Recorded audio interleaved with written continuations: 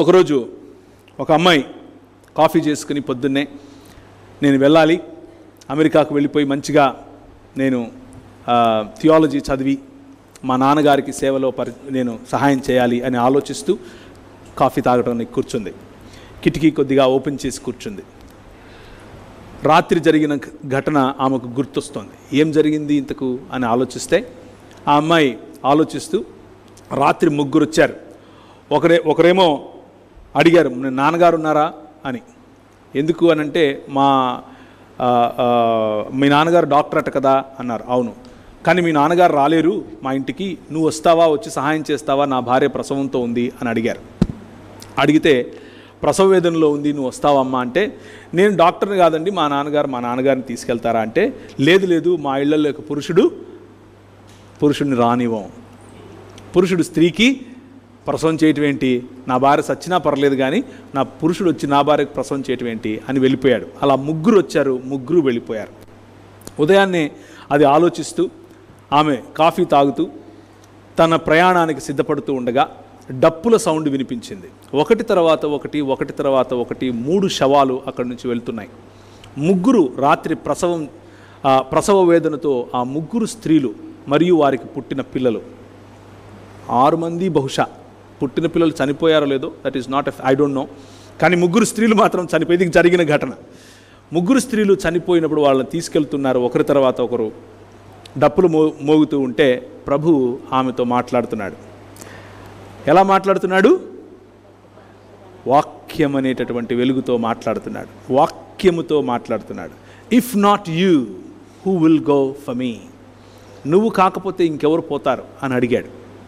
అదేంటి ప్రభువా, నన్ను వెళ్ళమనిది నేను సువార్త పరిచర్య చేయటానికి కదా, నేను వాక్యం ప్రకటించాలి కదా అంటే, అవును ప్రకటించాలి, అదే చెయ్యి, కానీ ఎలా చేస్తావు అని అడిగాడు.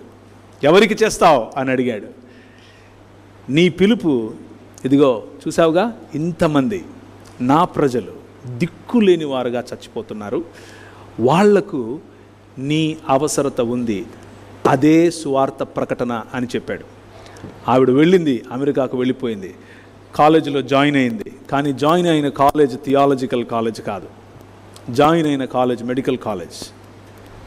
మెడికల్ కాలేజ్ సంపూర్ణం చేసుకుంది, వెనక్కి వచ్చింది.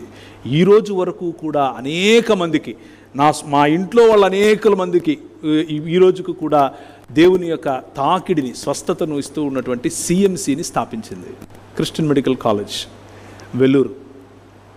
ఆవిడ పేరు Ida Scudder garu. God speaks to us to disciple nations, ప్రపంచములను శిష్యత్వములోనికి నడిపించటానికి ఒక స్త్రీ. Where did she get this idea that ప్రసవ వేదనలో ఉన్నటువంటి స్త్రీ పురుషుడు తాకడు, పురుషుడు చూడకూడదు అన్న కారణం చేత ఆమె చనిపోకూడదు అన్న ఆలోచన ఎక్కడి నుంచి వచ్చింది?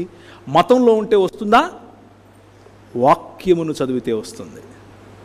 మతం చెబుతుంది స్త్రీ నిమ్నం, మతం చెబుతుంది నువ్వు ఇది చేయకూడదు, అది చేయకూడదు, ఇలా చేయాలి, అది చేయాలి. వాక్యము చెబుతుంది నీ తోటి వ్యక్తి, స్త్రీ అయినా పురుషుడైనా, సహాయం కావాలి అని అడిగితే చేయటం నీ పని, నువ్వు చేయి. ఎలా చేస్తావు, ఎలా నిర్మిస్తావు ఈ సమాజాన్ని? చిత్తూరు జిల్లాలో వారు పనిచేసినటువంటి మిషన్ ఆర్గనైజేషన్ పేరు ఆర్కాట్ మిషన్. ఆర్కాట్ ప్రాంతము ఈరోజు చిత్తూరు, వెల్లూరు, ఆ చుట్టుపక్కల ప్రాంతాలన్నీ కూడా అరక్కోణం వరకు ఆర్కాట్ మిషన్ అని పిలిచారు. మదనపల్లి నుంచి అరక్కోణం వరకు ఆ ప్రాంతాలను సుభిక్షతలోనికి నడిపించారు. స్కడర్ ఫ్యామిలీ, 2 స్కడర్స్ వచ్చారు, వారి పిల్లలు they built beautiful churches, beautiful hospitals, beautiful service and ఆరాధనను చేశారు. స్వస్థతను ఇవ్వడం ద్వారా స్తుతిని, ఆరాధనను ప్రభువుకు అందించారు. అనేకులు నేటికి కూడా ఈ వైద్యం అనేటటువంటి ఆలోచనలో దేవుని వైపు చూస్తున్నారు. That is the word of God. బుద్ధి చెప్పటానికి మనం కట్టెనెట్టుకోవడమో లేదా కత్తులెత్తుకోవడమో అవసరం లేదు, పని చేస్తే చాలు, అవతలడికి బుద్ధి వస్తుంది. ఈ రోజుకు కూడా సిఎంసికి మీరు వెళ్ళి నాకు తలనొస్తుంది అని అంటే తలకే స్కాన్ తీస్తారు, కాళ్ళకి తీయరు. మా ఊరికి రండి హైదరాబాద్కు, సార్ నాకు ఈ వేలు నస్తుంది అని అంటే, అబ్బా అసలు నువ్వు చచ్చిపోకుండా ఉన్నందుకు నేను చాలా ఆశ్చర్యంగా ఉంది, ఇప్పటికిప్పుడు ఆపరేషన్ చేయాలంటాడు, ఇప్పటికిప్పుడు చేయాలంటాడు. What a difference! ఏంటి ఈ డిఫరెన్స్? ఈ దృక్పథంలో ఉన్న మార్పు ఏంటి? ఎక్కడి నుంచి వచ్చింది ఈ దృక్పథం? The 66 books of the Bible brings that change in you. నీ మార్గములకు అది వెలుగుగా, నీ త్రోవలకు వెలుగుగా పనిచేస్తుంది.